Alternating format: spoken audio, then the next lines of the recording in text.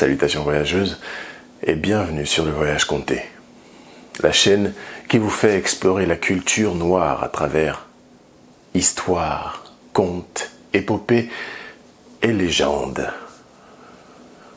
Aujourd'hui, comme promis, un conte Peul. J'espère que vous me suivez sur les réseaux avant de commencer l'histoire. Pourquoi ? Eh bien pour être au courant de tout ce qui se passe en avance. Tous les liens sont en description. Kouman, Instagram, qu'est-ce qu'il y a d'autre ? Facebook. Donc vous n'avez pas d'excuses. Je suis de retour sur les réseaux, donc vous n'avez pas d'excuses. Alors, j'attends dans les commentaires vos réactions à cette histoire. Une histoire Peul aujourd'hui, tirée d'un livre. Un livre d'Amadou Hampâté-Bâ. Ne vous en faites pas, je vais mettre le lien en description si davantage vous avez envie de vous le procurer. Eh bien, commençons. Le conte du jour, comme promis, est un conte Peul. Le nom ? Le paradis perdu. L'histoire se passe dans le Waalo, au pays mythique de Eli et Yoyo, où l'on ignorait ce qu'était passé une nuit sans souper. En ce pays, rien ne manquait. Fortune, bétail ou céréales, tout s'y trouvait en abondance. On n'y connaissait aucun souci. La mort y était chose rare. La progéniture nombreuse, la maladie inconnue. Tout le monde était en bonne santé. Même les vieillards à la tête chenue conservaient leur vigueur. Ils ignoraient la fièvre, la toux et la décrépitude. Le cheptel, lui aussi, ignorait la maladie. Point de diarrhée épuisante, point de maux de poumon, point de mouches piquantes. Dans les champs, les Acridiens ne dévastaient point les récoltes. En ce pays béni où la mort était rare et les connaisseurs nombreux, la pauvreté était chose inconnue. Ceux qui ne possédaient que 2 troupeaux inspiraient la pitié, on les disait miséreux. À Eli et Yoyo, seules les sauterelles venaient glaner les champs après la récolte. Tel était le pays où les Peuls vivaient, riches et heureux. À l'horizon se profilaient des crêtes de montagne dont les courbes s'enchaînaient et se chevauchaient harmonieusement. Les vallées inondables regorgeaient de grandes marées poissonneuses couvertes de nénuphars aux fleurs épanouies, aux graines aussi nombreuses que les grains de mil et aux baies succulentes si douces qu'elles n'écorchaient point les gencives. Dans la haute brousse, les biches gracieuses et les grands buffles majestueux vivaient en paix, car on n'y connaissait point de fauves et les cités n'abritaient point de chasseurs. Le pays était tant aimé de Guéno que si la lune boudeuse abandonnait son logis, disant « Je ne reviendrai pas », des étoiles brillantes apparaissaient, trouant le ciel à la façon d'un couscoussier afin d'illuminer l'espace et les logis des hommes. Dans le Waalo, les puissants fromagers côtoyaient les larges baobabs, comme pour regarder ensemble les grands caelcédras étendre leurs branches volumineuses dont on tirait un bois d'œuvre précieux. Les plaines fertiles y étaient aussi vastes que l'espace céleste. On ne pouvait dénombrer les rivières et les cours d'eau qui arrosaient la terre en ondulant. Ici, les bancs de sable dévalaient jusqu'au fleuve comme pour s'y nettoyer. Là, les collines boisées, peuplées de myriades d'oiseaux, venaient plonger leurs pieds dans les eaux comme pour se laver les jambes jusqu'aux genoux. Leur doux vallonnement épousait les méandres des rivières, semblant accompagner les vagues jusqu'à leur domicile nuptial. La nature ayant horreur de l'uniformité, parfois les barrages de pierre paraissaient vouloir empêcher les cours d'eau de poursuivre leur chemin vers leur destination finale, le grand lac salé. Mais l'eau, cet élément mère sans âme, est l'incarnation même de la patience et de la force.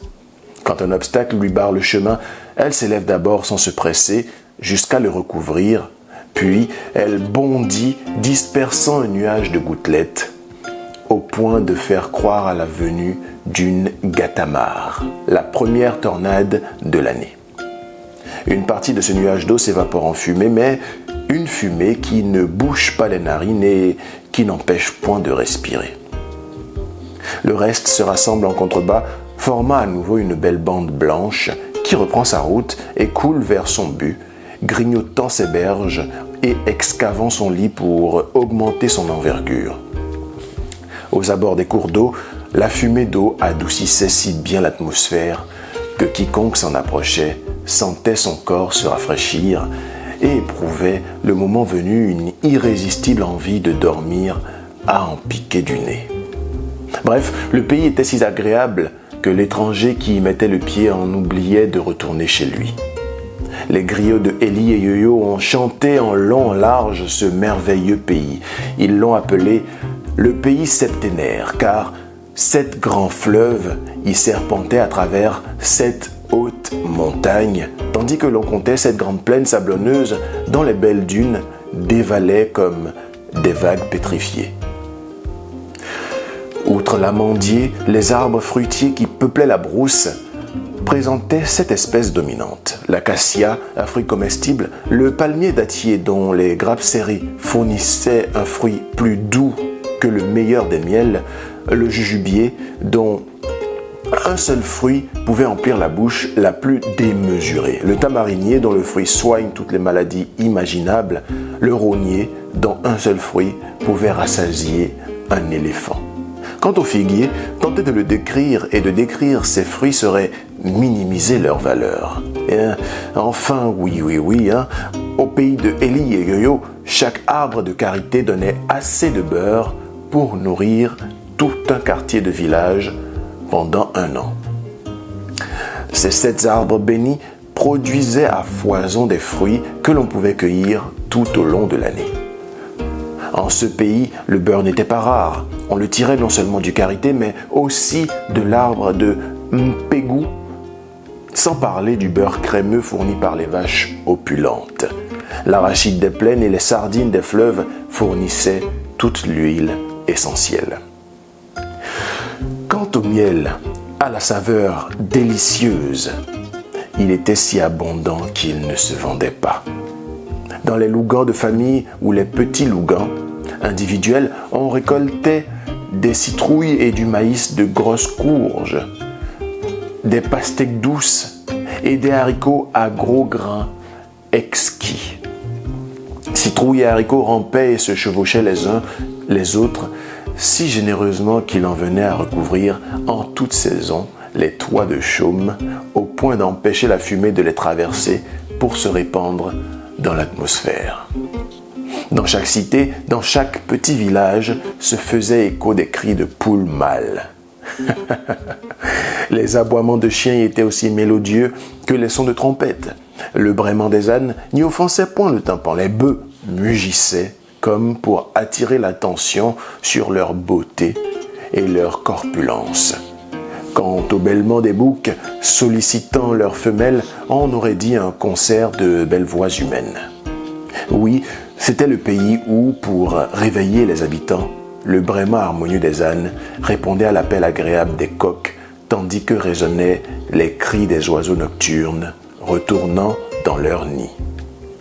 À Élie et Yo-Yo, point de chauve-souris aveuglé par la lumière naissante du jour, allant tout étourdi s'accrocher dans les épines. Non. Les termites de Élie et Yo-Yo grignotaient les tiges des céréales et non leurs épis. Ils ne rongeaient pas les affaires des hommes. En un mot, rien dans ce pays ne pouvait causer de mal. Ni venin de scorpion, ni venin de serpent, ni tuèrent jamais, pas même, ni provoquèrent la moindre enflure. Le ciel du pays de Élie et Yo-Yo était semblable à la première salive de l'indigo, du bleu le plus tendre. La brise y était douce, le cheval magnifique et la fille bien belle. Le voyageur y découvrait au fil de ses randonnées des demeures dont chacune était plus agréable que la précédente. Guéno y faisait pleuvoir abondamment, mais les pluies n'y gâtaient ni la récolte, ni le fourrage qui y poussait dru. Les tornades ne provoquaient pas de coups de tonnerre, jamais la foudre n'y avait gâté quoi que ce soit.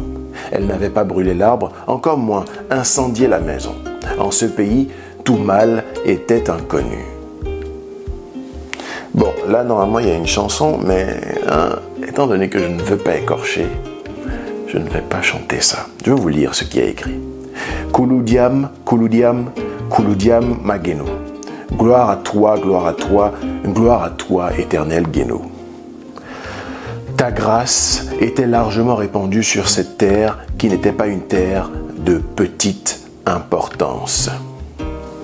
Oui, c'est dans ce pays paradisiaque qu'habitaient les descendants de Eléré, fils de Buitoring, ancêtre des Peuls et possesseurs de grands troupeaux.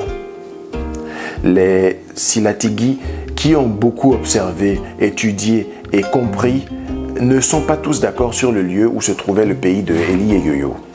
D'aucuns l'ont situé à l'est de la mer Rouge, dans le pays de notre tante Balki, la reine de Saba. D'autres affirmèrent qu'il se trouvait à l'ouest de la mer Rouge, entre le pays des Abbassis et le pays du pharaon, roi de Misra. Ce conte n'a pas pour but d'établir la véracité ou la fausseté de ces paroles. De toute façon, 1000 et 1000 personnes diraient que le mensonge est vérité, que le mensonge restera le mensonge, et 1000 et 1000 autres diraient que la vérité est mensonge et que la vérité restera la vérité. Ce conte fut conté pour instruire les Peuls afin qu'ils n'oublient pas les événements lointains qui ont causé la ruine de leurs ancêtres, leur émigration et leur dispersion à travers les contrées, afin qu'ils connaissent leur pays d'origine en ce monde, même s'ils ne peuvent le situer dans l'espace, afin qu'ils sachent pourquoi on les a repoussés, pourquoi ils errent en tout lieu et sont devenus de perpétuels campants des campeurs. Des Oni que l'on installe en bordure des villages, mais des Oni qui ont vite fait de frapper de leurs lances ceux qui les dédaignent, de réduire en esclavage ceux qui les offensent et de stupéfier les princes qui les méprisent. Quand on réduit un Peul en esclavage, il accepte et sait patienter jusqu'au jour où il est sûr de prendre sa revanche. Les Peuls n'acceptent pas d'être importunés. Si on les malmène, ils commencent par brûler leurs cases de paille pour bien montrer qu'ils n'ont rien à perdre, puis ils incendient celles de leurs ennemis. Ils blessent, ils tuent, puis ils quittent le pays avec leurs troupeaux, car rien ne les retient nulle part. Plus vagabonds que le cyclone, ils vengent leurs torts sans faire de bruit. Ils aiment l'honneur et la considération parfois plus que leur vie. Celui qui touche à un Peul, que ce soit pour la paix, sinon il trouvera son compte. Les Peuls n'ont point de houe, c'est avec les sabots de leurs chevaux qu'ils creusent des poquets dans la terre. Le bâton des Peuls est plus meurtrier qu'un fusil. Celui qui déclenche leur colère, c'est de toucher à leur troupeau, qui est leur richesse, ou à la parure de leur femme, qui est leur honneur. À celui qui s'en approche, ils feront mordre la terre. Parlons maintenant de la naissance de Njedo Dewal. Durant un temps si long qu'on ne saurait en dénombrer les jours, les Peuls vécurent heureux au pays de Eli et Yoyo. Mais à la longue, ils se rassasièrent tant de ce bonheur qu'ils en devinrent orgueilleux et se perdirent eux-mêmes. Ils en vinrent à se conduire de très très mauvaises manières. Certains ne respectaient plus rien au point de se torcher avec des épis de céréales. Des femmes s'égayaient avec des animaux mâles, d'autres, délaissant l'eau, se baignaient dans du lait. Elles s'en servaient même pour laver leur linge et faire la toilette de leurs enfants. Laver leurs moutons de case ou les étalons à robe blanche de leurs époux. N'allèrent-elles pas jusqu'à utiliser de la farine de riz délayée pour badigeonner leur maison? Parfois, l'envie les prenant, elles sortaient nues dans la rue, balançant leurs croupes pour bien montrer leurs avantages. Les hommes les imitèrent et se mirent tous nus. Ils rencontraient des femmes dans la brousse pour s'y comporter comme des bêtes. Peu à peu, hommes et femmes refusèrent le mariage et s'en firent une gloire, et être célibataire devint un état normal. Ainsi vécurent le plus grand nombre de Peuls sans qu'aucun avertisseur vînt les mettre en garde. Quand cet état de choses eut duré trop longtemps, Guéno se fâcha. Ayant décidé que le malheur recouvrirait les Peuls pervers, il entreprit de créer l'être qui serait l'agent de ce malheur. Guéno prit un chat noir, si noir qu'il en noircit le Guéno prit un chat noir, si noir qu'il en noircit le charbon, et la nuit la plus sombre. Il prit un bouc puant au pelage de jet, puis un oiseau d'un noir profond. Il les brûla au moyen d'un rayon vert, mit leurs cendres dans une outre jaune, les pétrit dans une eau incolore. Il plaça le mélange dans une carapace de tortue, une grosse tortue des mers profondes, puis il transforma le tout et en fit un œuf. Il donna l'œuf à couver à un caïman à la peau dure, le vieux caïman chargé d'années innombrables.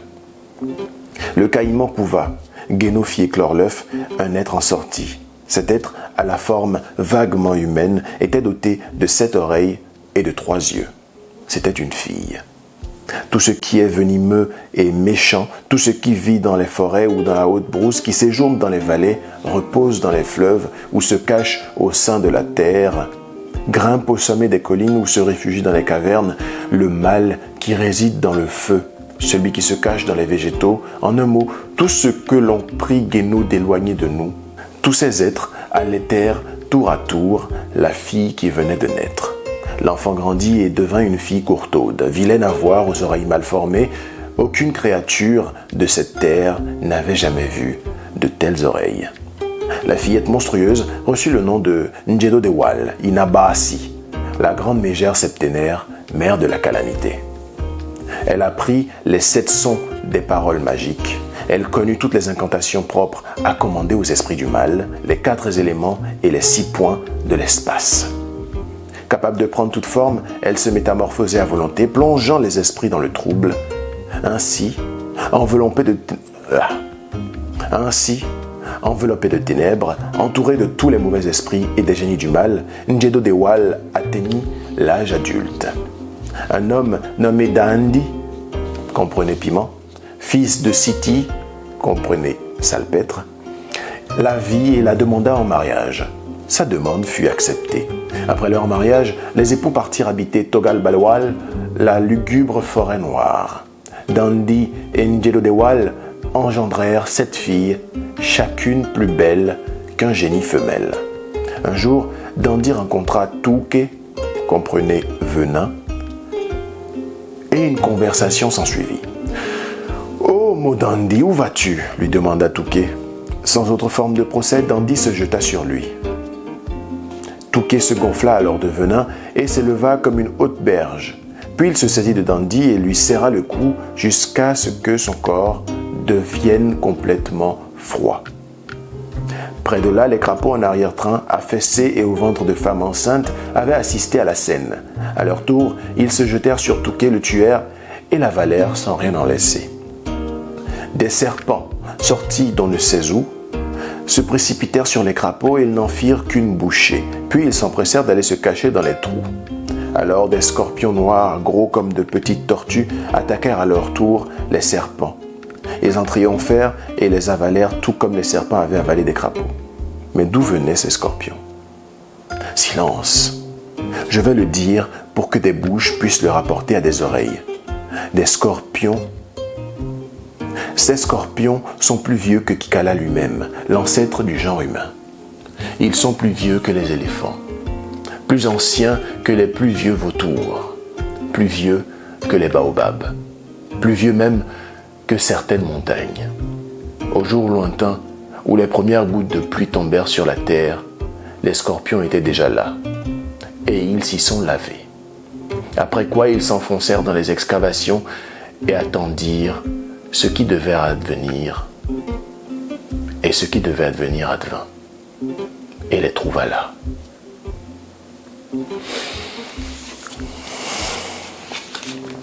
Il y a trop de suspense dans ce conte. On va aussi en faire une suite. Hein. Le conte n'est pas fini. Le conte n'est pas fini. Parce que l'épisode suivant commence avec le début des malheurs. J'aime beaucoup cette idée de séquencer les contes. Dites-moi ce que vous en pensez, vous, dans les commentaires. Parce que là, il est long, le conte, mais j'aime beaucoup. Dites-moi ce que vous en pensez. Dites-moi ce que vous en avez tiré jusque-là. N'oubliez pas, votre participation est fortement requise. Hein? C'est ensemble qu'on construit le voyage conté, donc voilà, vous êtes attendus, vous êtes requis. très fortement. Alors, dernier carat donc, je le répète, comme ça il n'y a pas de malentendu, dernier carat pour envoyer vos vidéos si vous voulez participer au concours visant à gagner le livre Contes et légendes du Bénin. Le livre s'affiche quelque part là. Donc, ceci est votre dernière chance. Si vous ne voulez pas le gagner, ne participez pas. J'ai déjà une vidéo, une seule. Le lien pour envoyer la vidéo sera dans la description. C'est un mail, vous envoyez votre vidéo et je la récupère, je la monte et elle est stockée jusqu'au moment où elle va être publiée, courant du mois d'octobre. Donc, si vous avez envie de gagner le livre, vous savez ce qu'il vous reste à faire. Il vous reste 2 jours. 2 jours pour envoyer votre vidéo. Autrement, vous n'avez pas envie de le gagner, ce que je peux comprendre, c'est tout à votre honneur. Et ceux qui auront participé auront la chance de le gagner. Rendez-vous samedi pour la suite des aventures de Sejro. Et jusque-là, voyageurs, voyageuses, au revoir.